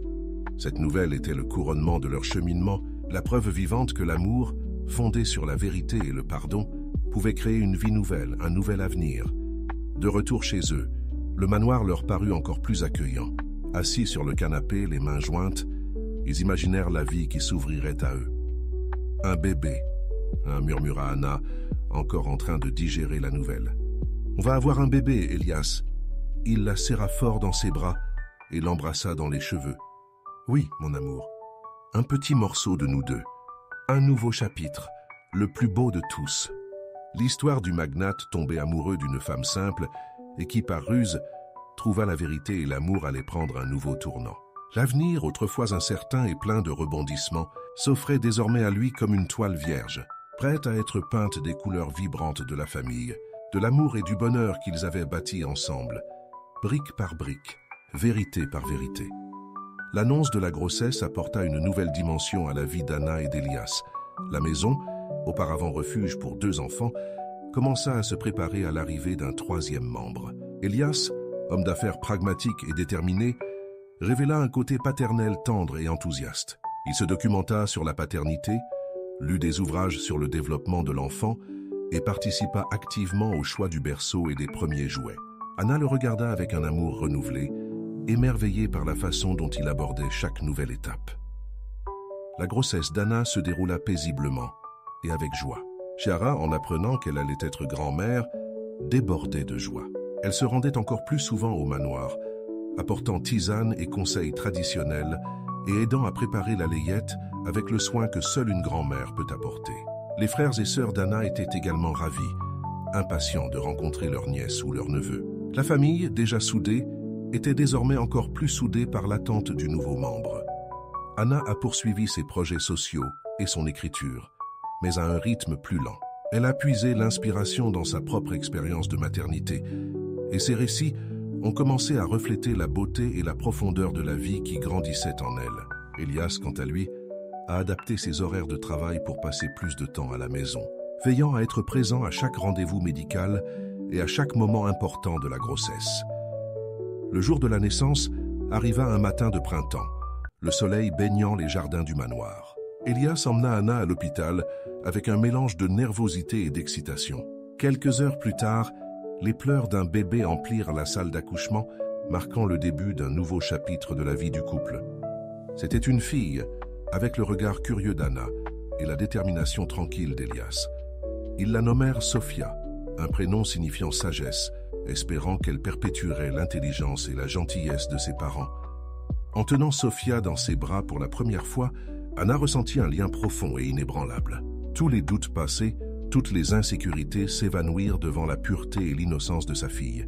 Elias, en voyant sa fille, ressentit un amour qui transcendait toute richesse ou tout pouvoir. Il savait que sa quête d'authenticité avait atteint son paroxysme. Le retour à la maison fut un moment de fête. La demeure, autrefois si majestueuse, semblait désormais avoir trouvé sa véritable vocation. Sofia apportait une énergie vibrante et un amour inconditionnel qui imprégnait chaque recoin de la maison. Elias et Anna se relayèrent pour s'occuper du bébé, découvrant ensemble les défis et les joies de la parentalité. Les nuits, autrefois consacrées aux conversations et à la complicité, étaient désormais rythmées par les biberons, les changements de couches et le doux murmure de Sofia endormie. Mais même dans leur épuisement, il y avait un bonheur qu'ils n'avaient jamais connu auparavant. Ils se regardèrent, épuisés mais le sourire aux lèvres, conscients qu'ils construisaient quelque chose de plus grand qu'eux-mêmes. Chiara était une grand-mère dévouée, toujours prête à aider et à chouchouter sa petite fille. Elle racontait à Sofia des histoires de son enfance, et la petite écoutait avec de grands yeux, s'imprégnant de la sagesse de sa grand-mère. Les frères d'Anna étaient de fiers oncles et tantes, rendant visite à leur nièce dès qu'ils le pouvaient, lui apportant des cadeaux et des rires. La vie d'Anna et Elias est devenue la preuve que le véritable amour peut surmonter tous les obstacles, toutes les déceptions, et que le bonheur peut se trouver là où on l'attend le plus. L'histoire d'un magnate tombé amoureux d'une femme simple et qui, malgré une tromperie, a trouvé la vérité et l'amour, est devenue une saga de famille, de pardon et d'avenir radieux, avec Sofia comme lien le plus précieux de leur union. Ils avaient construit non seulement une vie, mais un héritage d'amour et d'authenticité. Les années s'écoulèrent avec la grâce et la beauté d'un jardin bien entretenu. Sofia devint une fille curieuse et pleine de vie, dotée de l'intelligence vive d'Elias et de la sensibilité artistique d'Anna. Le manoir résonnait de ses rires et des pas rapides de ses petites aventures. Elle était au cœur de l'univers de ses parents, dévouée à cultiver ses talents et à lui enseigner l'importance de la vérité, de la bonté et de l'amour. Avec la maternité, Anna a trouvé une nouvelle profondeur dans son écriture. Ces nouvelles ont donné naissance à un roman, un récit qui, bien que fictif, porte en lui les échos de son propre cheminement vers la victoire et la découverte de l'amour. Elias, comme toujours, fut son premier lecteur et son plus grand critique, l'encourageant à poursuivre son rêve d'être publié. C'est ainsi que, grâce à son soutien indéfectible, le livre d'Anna est sorti, acclamé et touchant des lecteurs qui se sont identifiés à l'authenticité de sa voix. Devenue une écrivaine respectée, elle a su utiliser sa notoriété pour inspirer les autres et poursuivre son engagement social, avec une perspective encore plus riche. Elias, de son côté, a continué de développer son entreprise, mais avec une philosophie renouvelée.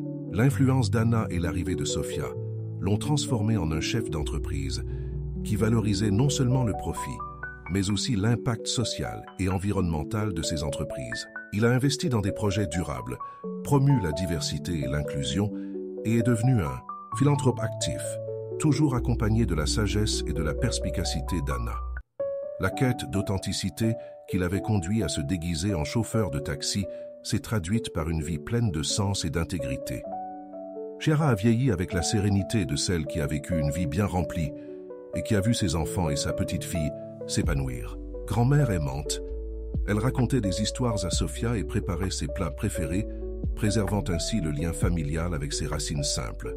Les frères et sœurs d'Anna ont eux aussi bâti leur propre vie, avec des carrières réussies et des familles heureuses, toujours reconnaissant du soutien qu'Elias et Anna leur ont apporté.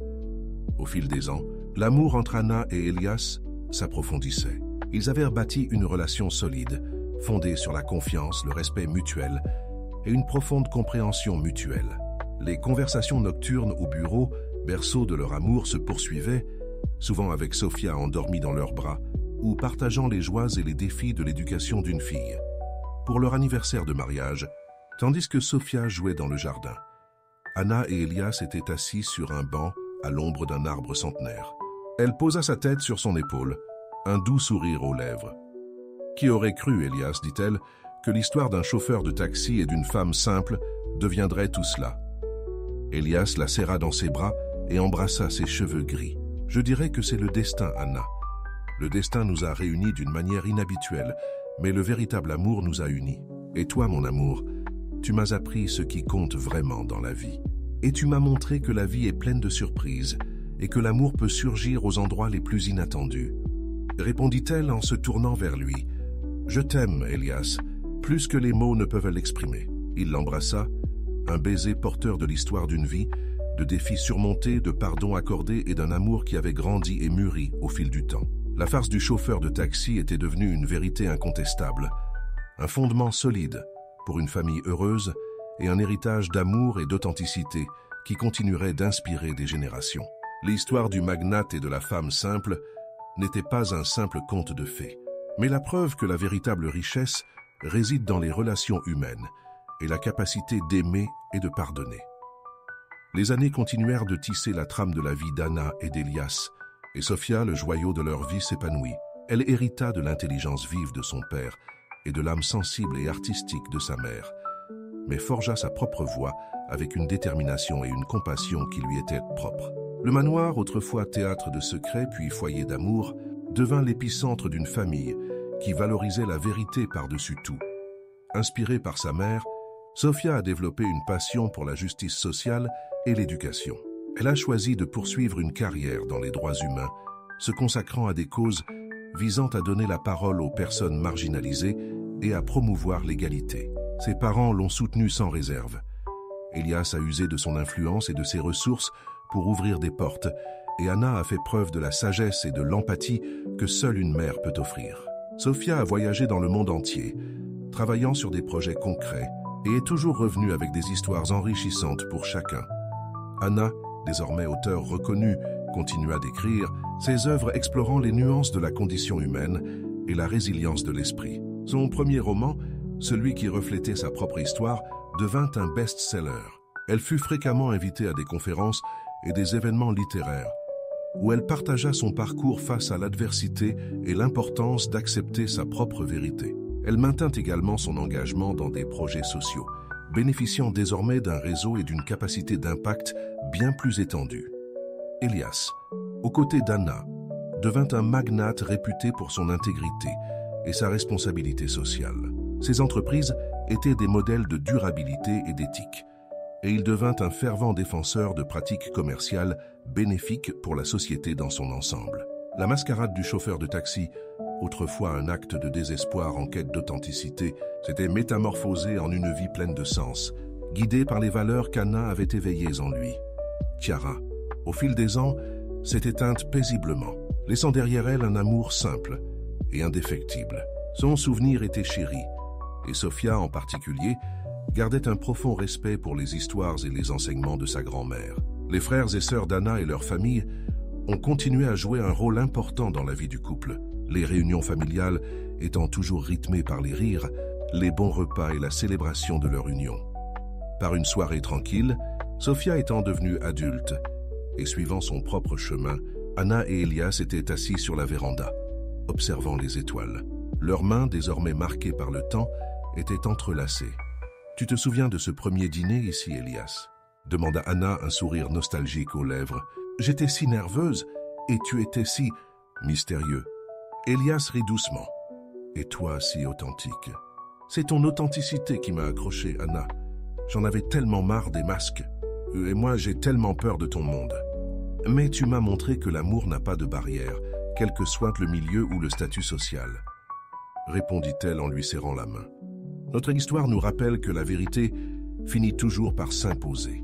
Il l'embrassa sur le front, un geste d'affection témoignant de décennies d'amour et de complicité. Et cet amour, lorsqu'il est sincère, peut transformer n'importe quelle farce en véritable conte de fées. La vie d'Anna et Elias n'était pas un conte de fées sans épreuve, mais une histoire d'amour qui avait surmonté l'adversité, grandi au fil du temps, et laissé un héritage d'intégrité, de compassion et la preuve irréfutable que la véritable richesse réside dans la profondeur des liens humains et le courage de vivre une vie authentique.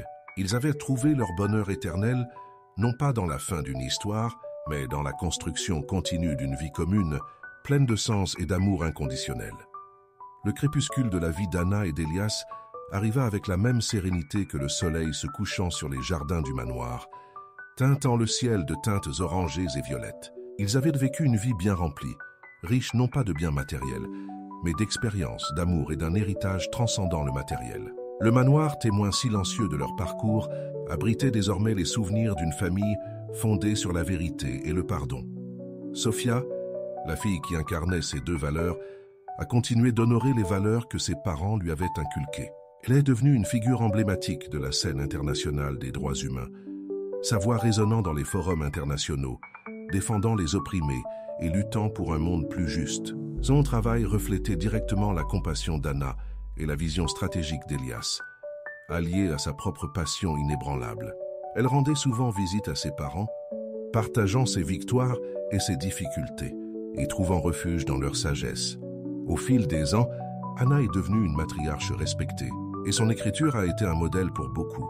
Ses livres ont été étudiés à l'université, et son histoire, celle d'une femme simple qui a trouvé l'amour et une voie dans un monde complexe, a inspiré des générations. Elle a continué à soutenir des causes sociales, mais désormais à titre plus consultatif, encadrant de jeunes militants et écrivains, partageant la richesse de son expérience. Elias, le magnate autrefois chauffeur de taxi, s'est progressivement retiré de ses responsabilités quotidiennes, passant le relais à une nouvelle génération de dirigeants qu'il avait façonnés par ses principes éthiques. Il a consacré ses dernières années à des projets philanthropiques, transformant sa fortune en moteur du bien commun, toujours avec la collaboration et la perspicacité d'Anna. La quête d'authenticité qui l'avait animé au début de sa vie s'est concrétisée par une vie pleine de sens et d'impact durable. Un après-midi d'automne, assis sur la véranda, regardant les feuilles tomber, Anna et Elias revivaient mentalement les chapitres de leur vie. Leurs mains âgées se cherchaient encore. Leurs regards se croisaient avec la même intensité du premier amour, mais désormais tempérés par la sagesse et la gratitude des décennies. « Qui aurait cru, Elias ?» murmura Anna d'une voix douce comme la brise, « que cette farce nous mènerait à une vérité aussi profonde. » Elias lui serra la main, un sourire tendre aux lèvres. « Ce fut la plus belle tromperie de ma vie, Anna. Elle m'a donné tout ce dont j'avais besoin. Et tu m'as donné un monde que je n'aurais jamais imaginé, et un amour qui a dépassé toutes mes attentes. » répondit-elle, les yeux rayonnant d'un bonheur serein.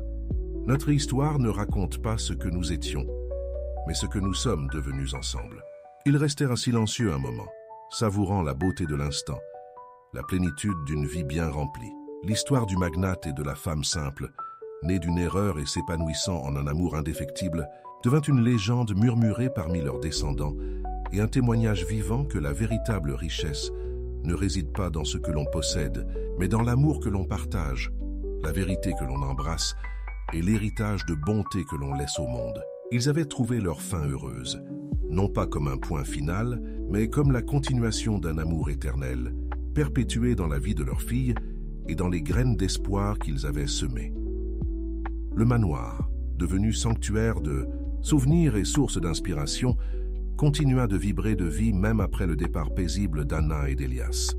Ils partirent comme ils avaient vécu, ensemble, en paix, laissant derrière eux non seulement une fortune, mais aussi un héritage intangible d'amour, de vérité et de compassion qui rayonna bien au-delà des murs de leur demeure. Sofia, désormais femme d'âge mûr et figure de proue mondiale dans son domaine, ressentait l'absence de ses parents avec une douceur mélancolique mais aussi une profonde gratitude. Elle savait que la meilleure façon de leur rendre hommage était de continuer à vivre et à défendre les valeurs qu'ils lui avaient transmises. La demeure, autrefois théâtre d'une farce puis foyer du véritable amour, devint pour Sofia un centre de réflexion et le point de départ de ses missions à travers le monde. Elle la préserva avec amour, préservant l'essence de ses parents dans chaque recoin, de la bibliothèque d'Elias au jardin fleuri d'Anna. L'histoire de ses parents, racontée à maintes reprises, notamment à travers les livres d'Anna, a transcendé le temps et les frontières. Le roman qu'Anna a écrit, inspiré de sa propre vie, est devenu un classique, traduit dans d'innombrables langues, touchant les cœurs et les esprits par son message. Le véritable amour peut éclore dans les endroits les plus inattendus et l'authenticité est la plus grande des richesses. Elias, quant à lui, est resté dans le souvenir non seulement d'un magnate visionnaire, mais aussi d'un homme qui, dans sa quête de sens, a trouvé humanité et bienveillance. Sofia, dans un geste de profond hommage, a transformé une partie du vaste domaine du manoir en une fondation portant le nom de ses parents. La fondation Anna et Elias se consacrait au soutien des jeunes talents dans les domaines artistiques et éducatifs, ainsi qu'au financement de projets de défense des droits humains dans les communautés défavorisées du monde entier. C'était la concrétisation du rêve de ses parents, utiliser leurs ressources et leur influence pour créer un impact positif et durable sur le monde. Dans l'une des pièces du manoir, qui servait autrefois de bureau à Elias, puis de lieu d'écriture à Anna, Sofia a créé un petit musée privé. Il abritait des objets relatant l'histoire de ses parents, le chapeau de chauffeur de taxi d'Elias, la première machine à écrire d'Anna, des photographies témoignant de l'évolution de leur amour, et des lettres échangées entre eux, pleines d'affection et de complicité. C'était un lieu où Sofia pouvait renouer avec ses racines et l'essence même de leur identité. Un jour, en examinant de vieux documents, Sofia trouva un petit journal d'Anna, caché dans un tiroir secret. Sur les dernières pages d'une écriture légèrement tremblante, Anna avait écrit « Notre histoire, Elias, ne parle pas d'une fin heureuse, mais du chemin parcouru. Elle parle du courage d'être qui nous sommes, de pardonner, d'aimer sans réserve, et de construire un héritage qui parle de lui-même. » Puis Sofia continuait à tisser cette tapisserie avec les fils de la vérité et de l'amour.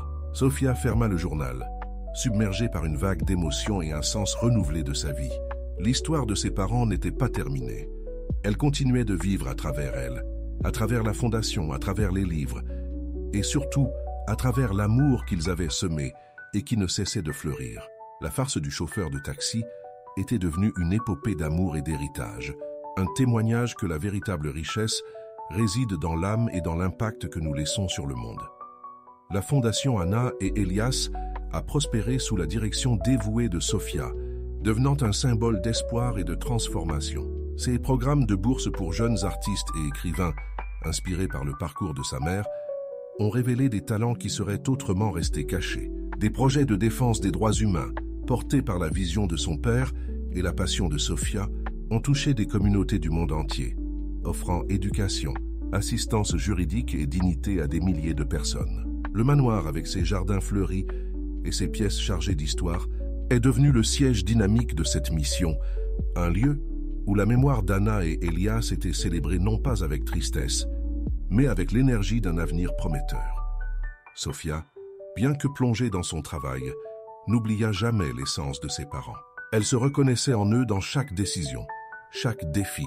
Le sens des affaires d'Elias et la sensibilité d'Anna guidèrent ses pas. Le journal de sa mère, retrouvé dans le tiroir secret, devint un compagnon constant, ses derniers mots résonnant dans son cœur. Que Sofia continue de tisser cette tapisserie avec les fils de la vérité et de l'amour. Et elle le fit de toutes ses forces. Lors d'un des nombreux voyages de la Fondation, Sofia a rencontré un jeune architecte, Daniel, qui partageait sa passion pour les projets sociaux et le développement durable. Il construisait des écoles et des centres communautaires dans des régions reculées, utilisant des matériaux locaux et des techniques respectueuses de l'environnement. Leur connexion a été immédiate, mêlant admiration mutuelle et profonde compréhension de leur mission. Daniel n'était ni un magnate déguisé, ni un personnage mystérieux. C'était un homme de principe, au cœur ouvert et à l'esprit brillant, qui voyait en Sofia non seulement l'héritière d'un héritage, mais aussi une femme forte et inspirante. À mesure que la relation entre Sofia et Daniel s'épanouissait, la maison prenait un nouveau souffle. Daniel, avec son sens de l'esthétique et de la fonctionnalité, a contribué à l'intégration des fondations dans l'espace, créant des espaces de vie et de travail qui honoraient l'histoire du lieu tout en étant tournés vers l'avenir. Il était captivé par les histoires d'Anna et d'Elias, y voyant la preuve que l'amour véritable et l'authenticité sont les fondements les plus solides de toute construction, qu'il s'agisse d'une famille, d'une carrière ou d'un projet social. Par une nuit étoilée, assise sur la même véranda où leurs parents avaient partagé tant de moments, Sofia et Daniel parlèrent de leurs rêves et de leurs projets. Ils lui tenaient la main, un geste tendre qui lui rappelait ses parents. « Tes parents ont bâti quelque chose d'extraordinaire, Sofia, » dit Daniel en levant les yeux au ciel. « Pas seulement une famille, mais une philosophie de vie. C'est inspirant. » Sofia sourit, les yeux pétillants. Ils m'ont appris que la vraie richesse ne réside pas dans ce que l'on possède, mais dans ce que l'on est et dans ce que l'on fait pour les autres, et que l'amour, lorsqu'il est sincère, peut surmonter n'importe quelle tromperie ou obstacle. Daniel l'embrassa doucement. Un baiser qui scellait non seulement leur amour, mais aussi la perpétuation d'un héritage. L'histoire du chauffeur de taxi et de la femme simple était devenue une épopée qui continuait de se dérouler, de nouveaux chapitres étant écrits par Sofia et Daniel, tissant les fils de la vérité, de l'amour et de l'espoir dans un monde qui en avait si désespérément besoin. Le manoir, silencieux et majestueux, observait, sachant que l'amour sous ses multiples formes était la seule vérité qui comptait vraiment. Les vies de Sofia et Daniel s'entrelaçaient dans une harmonie qui faisait écho à l'amour profond d'Anna et Elias, mais avec une mélodie et un rythme qui leur étaient propres. Ils se marièrent lors d'une cérémonie intime dans les jardins du manoir, à l'ombre de l'arbre, où Anna et Elias avaient partagé tant de moments. Ce fut un jour de célébration, non seulement de leur amour, mais aussi de la perpétuation d'un héritage, en compagnie des amis et de la famille qui avaient été témoins du parcours de leurs parents. La fondation Anna et Elias, sous la direction conjointe de Sofia et Daniel, a poursuivi son expansion.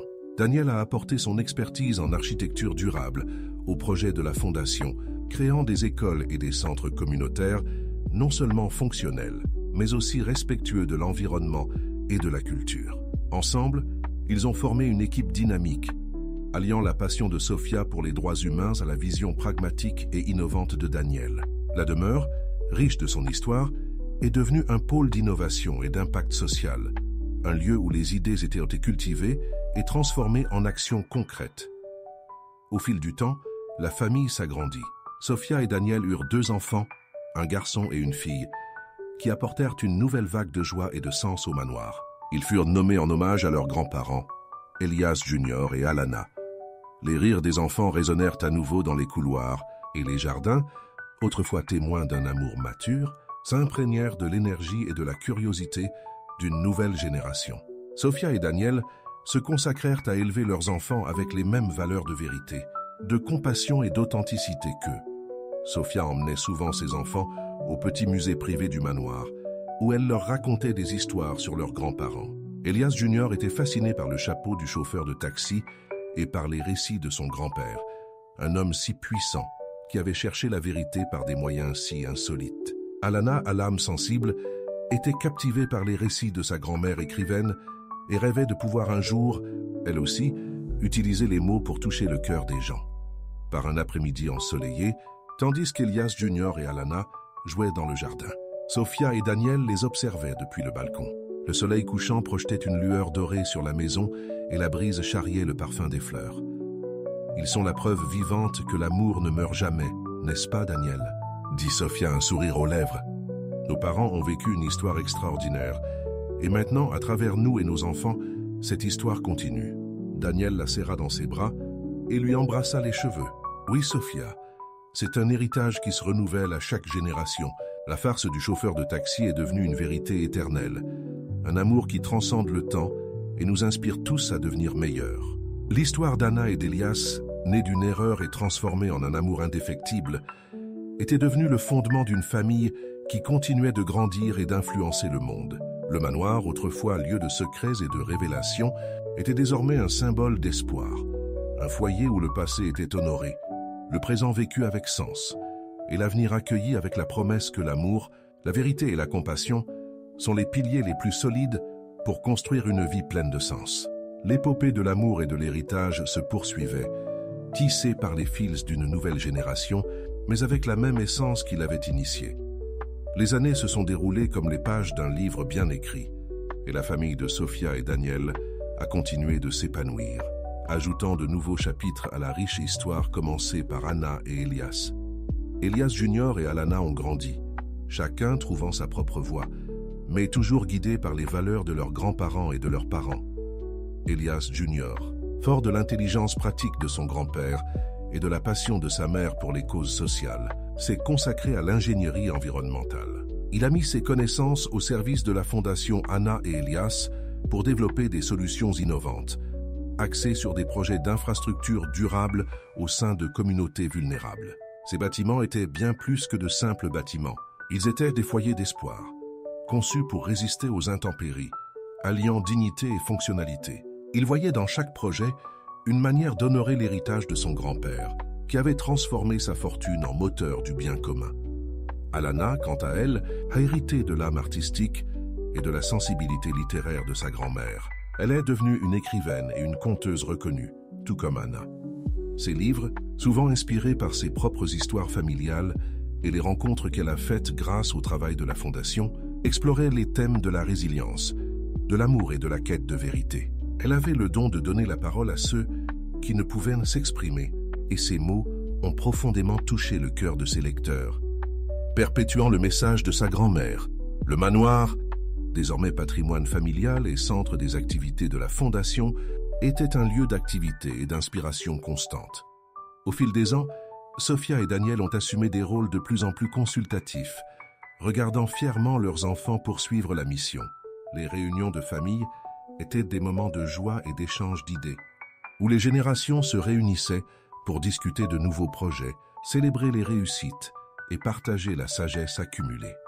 Lors de la soirée célébrant le centenaire d'Elias, le manoir était en effervescence. Amis, personnel de la Fondation et membres de la famille se sont réunis pour honorer l'homme qui, grâce à un canular, avait découvert la vérité. Sophia, Daniel, Elias Jr. et Alana étaient au cœur de la célébration, partageant anecdotes et souvenirs. Alana a lu un extrait de son dernier livre, une œuvre de fiction inspirée de l'histoire de ses grands-parents, qui a ému tout le monde. Elias Jr. a présenté une vidéo sur les derniers projets d'ingénierie environnementale de la Fondation, démontrant l'impact concret de leur travail. Sophia, les yeux pétillants, monta sur scène. Mes parents nous ont appris que la vie est un voyage de découverte, d'erreurs et de réussite, mais que l'amour et la vérité sont les guides les plus fiables. Leur histoire, qui a commencé comme une farce, est devenue une épopée d'amour et d'héritage. Et c'est un privilège pour nous, leurs enfants et petits-enfants, de continuer à tisser cette tapisserie. Daniel, debout à ses côtés, a ajouté « Ils nous ont montré que la véritable richesse ne réside pas dans ce que nous accumulons, mais dans ce que nous partageons, dans l'impact que nous créons et dans l'amour que nous laissons au monde. Puisse l'histoire d'Anna et d'Elias continuer d'inspirer les générations futures à vivre avec authenticité et compassion. » La soirée s'est terminée par des rires et des accolades, avec la certitude que l'héritage d'Anna et d'Elias était entre les mains de leurs descendants. Le manoir aux murs chargés d'histoire demeurait le cœur d'une famille qui avait transformé une farce en vérité éternelle, un amour transcendant le temps et inspirant chacun à devenir meilleur. L'épopée de l'amour et de l'héritage se poursuivait, tissée par les fils d'une nouvelle génération, mais avec la même essence qui l'avait initiée, prouvant que la véritable richesse réside dans l'âme et dans l'impact que nous laissons sur le monde. La nuit du centenaire d'Elias se transforma en une célébration transcendant le temps, réunissant des générations sous le toit de la demeure qui avait vu tout cela naître. Tandis que les lumières de la fête s'éteignaient et que les derniers invités partaient, Sophia, Daniel, Elias Jr. et Alana se rassemblèrent sur le balcon, là même où Anna et Elias avaient partagé leurs derniers instants de paix. Le ciel était constellé d'étoiles, un voile scintillant qui semblait bénir la suite de leur histoire. Sophia, les yeux emplis d'une profonde émotion, regarda ses enfants, désormais adultes et déterminés. « Ils seraient si fiers », murmura-t-elle d'une voix brisée. « Fiers de ce que vous êtes devenus, de ce que représente la Fondation, de l'amour qui continue de s'épanouir. » Elias Jr., la main posée sur l'épaule de sa mère, répondit « Ils nous ont donné les bases, maman. Le courage de chercher la vérité, la force d'aimer et la responsabilité de faire bouger les choses. La farce du chauffeur de taxi est devenue notre boussole. » Alana, tenant un vieux journal de sa grand-mère, ajouta « Les mots de grand-mère Anna et la vision de grand-père Elias sont l'essence même de tout ce que nous faisons. C'est comme s'ils étaient toujours là, dans chaque projet, dans chaque histoire que nous racontons. » Daniel, serrant Sophia dans ses bras, contemplait la demeure, qui semblait évoquer des souvenirs de plusieurs décennies. Cette maison n'est pas seulement un foyer, c'est un témoignage. Un témoignage que l'amour, lorsqu'il est sincère, peut transformer n'importe quelle tromperie en un grand destin. Cette farce n'était que le prologue d'une épopée d'amour et d'héritage qui ne finira jamais, car elle vit en chacun de nous. Un silence respectueux planait dans l'air, imprégné par la douce brise qui berçait les feuilles des arbres centenaires. Le manoir, éclairé seulement par la lune, semblait murmurer les histoires d'un magnate, cherchant la vérité sous un déguisement, d'un écrivain trouvant l'amour et une voix, et d'une famille transformant une erreur en un héritage éternel de compassion et d'espoir. L'histoire d'Anna et Elias ne se résumait pas à une fin heureuse, mais au cheminement incessant d'un amour qui refusait de s'éteindre, résonnant à travers les générations, un phare pour tous ceux qui osaient rêver d'un monde plus juste et plus humain. Fin de l'histoire ainsi. Nous atteignons la conclusion palpitante d'un voyage qui a débuté par une farce et s'est transformé en un amour indéfectible et un héritage éternel. Souvenez-vous du magnate Elias qui s'est déguisé en chauffeur de taxi en quête d'authenticité et de l'écrivaine Anna qui, par sa vérité, a ouvert son cœur. Nous suivons l'éclosion d'un amour improbable, la construction d'une famille avec l'arrivée de Sophia et l'héritage qui s'est développé grâce à la fondation Anna et Elias, avec Elias Junior et Alana perpétuant la flamme de la compassion, de l'innovation et de l'art. Si cette histoire d'amour, de vérité et d'impact vous a touché, abonnez-vous à notre chaîne pour ne rien manquer de nos récits captivants. Aimez-nous pour nous témoigner votre appréciation, commentez ce qui vous a le plus marqué dans cette épopée et partagez-la avec vos proches qui aiment aussi les belles histoires. Et pour poursuivre ce voyage littéraire, découvrez la playlist à gauche avec d'autres histoires incroyables que nous vous avons concoctées. Votre prochaine aventure est à portée de clic.